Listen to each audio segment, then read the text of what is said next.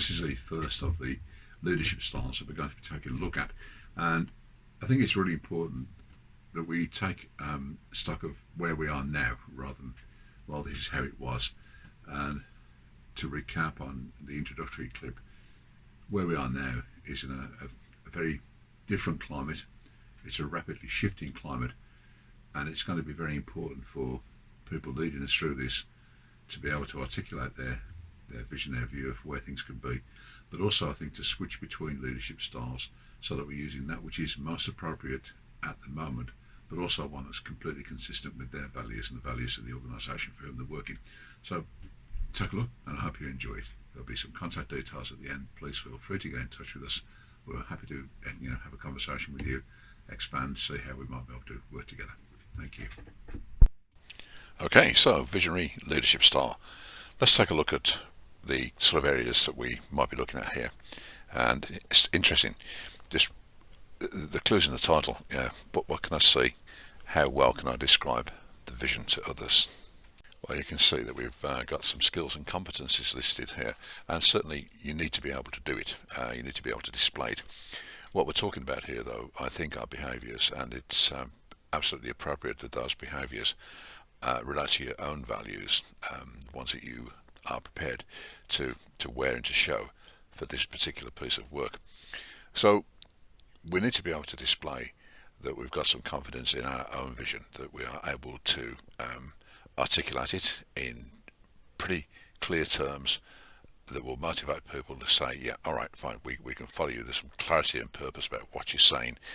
And as we're doing that, it's absolutely essential, I feel, to be able to relate to those to whom we're asking and we're inviting them to come on the journey with us. We need to be able to walk a mile in their shoes and to be the change agent ourselves, which sometimes means that we're going to have to take some pretty hard knocks.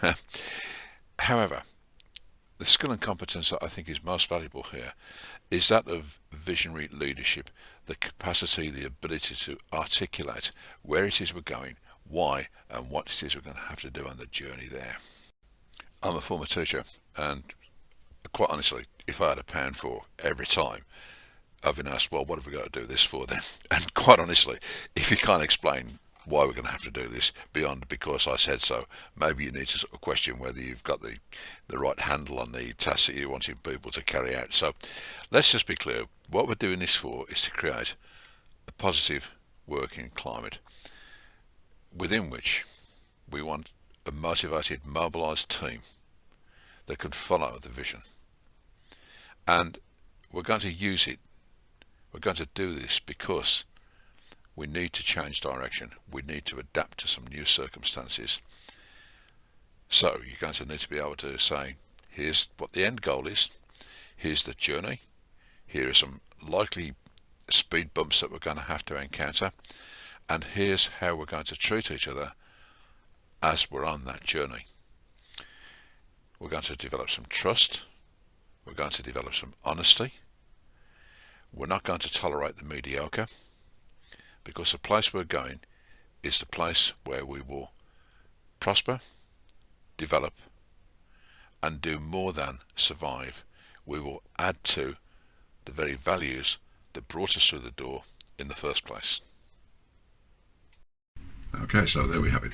Some ideas about how you might want to consider implementing a visionary leadership style. A little bit of a health warning, I guess, and this will be repeated on other clips.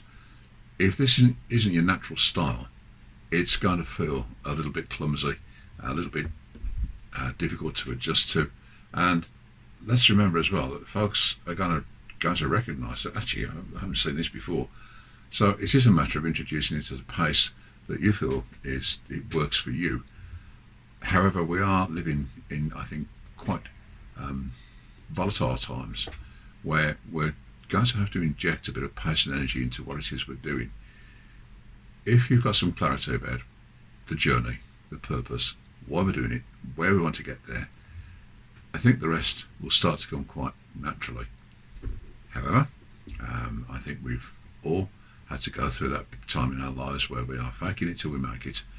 We're in that area of conscious incompetence. We know that we're not at our best at this moment and it doesn't feel good. Look, these are the hard miles. These are the ones that you need to practice, practice, practice, and go back and practice it again. Then, and only then, will it start to come naturally and be something that you can move between one style and another almost seamlessly.